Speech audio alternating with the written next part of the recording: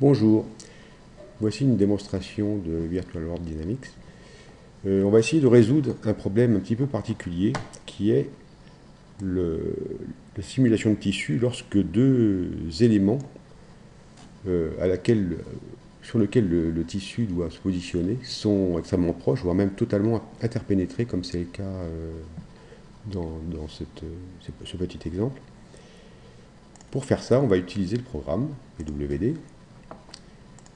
Je vais euh, importer l'objet de collision, le personnage comme objet de collision, et je vais intégrer la chaise ou le siège comme un objet d'habit. Je vais utiliser une extension euh, par vertice, c'est-à-dire en tenant compte de la structure du maillage. Je diminue un petit peu, je rigidifie un petit peu et j'enlève l'extension par voisinage. Voilà, je peux importer l'habit, qui est un siège. Voilà, c'est prêt. On peut faire la simulation. La simulation va être un petit peu particulière dans la mesure où elle, elle ne doit pas, le siège ne doit pas interagir par lui-même. La seule chose qui doit modifier le siège, c'est le déplacement du personnage. Je viens de penser à une chose que je n'ai pas faite.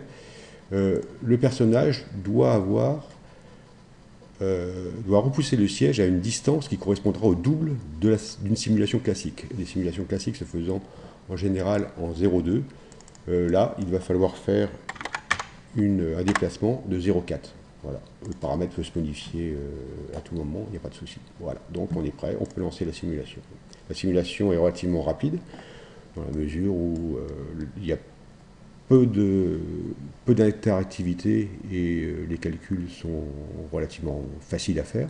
Voilà. Donc on voit le déplacement. Le siège n'a pas peut-être totalement pris sa position du fait des mots qui est relativement petite. Voilà, c'est tout ce qu'on. Ça marche relativement bien. On peut donc envoyer la simulation d'un poseur.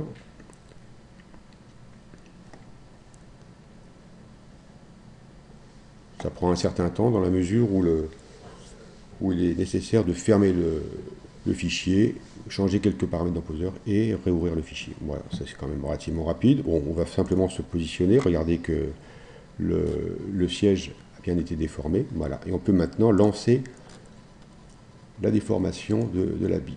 On intègre le personnage comme objet de collision.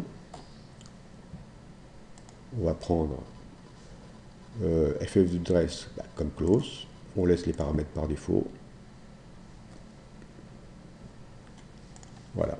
Donc maintenant, on va attacher les parties hautes de bord au personnage. Donc pour faire ça, on va sélectionner les free edge et faire une extension par voisinage. Voilà. Bien sûr, il faut enlever la partie basse de l'habit pour qu'il ne soit pas attaché au personnage. Et on va simplement faire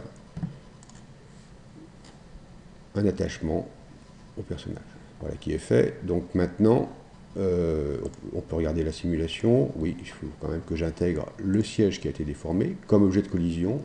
Tout objet qui est en extension, on va dire VWD, ne peut être importé que comme collision.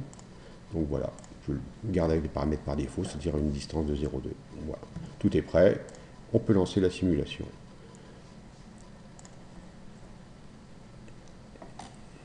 Alors, ce qui va être intéressant, je profite du calcul pour montrer qu'on peut à tout moment se positionner sur un objet une position particulière de n'importe quel objet qui devient en fait le centre de rotation. Donc là, on va se positionner ici et zoomer sur la partie. Montrer en fait que l'habit va avoir suffisamment de place pour faire sa simulation sans avoir d'instabilité. C'était le but en fait de cette démonstration. Voilà, donc on commence à voir le siège qui se déforme et on voit que l'habit en fait a toute sa place sans avoir d'instabilité, ce qui est relativement intéressant. relativement difficile à faire sans avoir d'outils de simulation. Donc il y a deux légères interpénétrations, mais au niveau de l'habit, bon, qui sont liées en fait au fait qu'il n'y ait pas eu de self-collision. Voilà, on peut envoyer la simulation d'un poseur.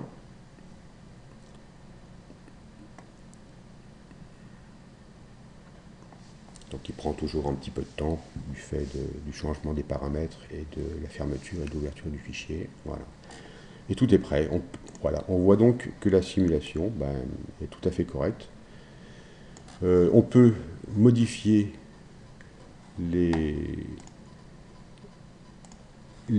textures en utilisant un système manuel. J'espère que j'arriverai à faire un système totalement automatique. Donc voilà. Mais en fait, ça ne change pas grand-chose. Et le siège,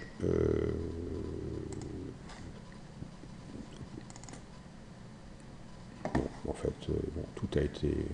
Les textures n'ont pas été modifiées par le fait qu'il n'y ait pas de transparence. De toute façon, ça paraît relativement logique. Voilà. Et donc, voilà, la simulation correspondant au résultat final. On pourrait faire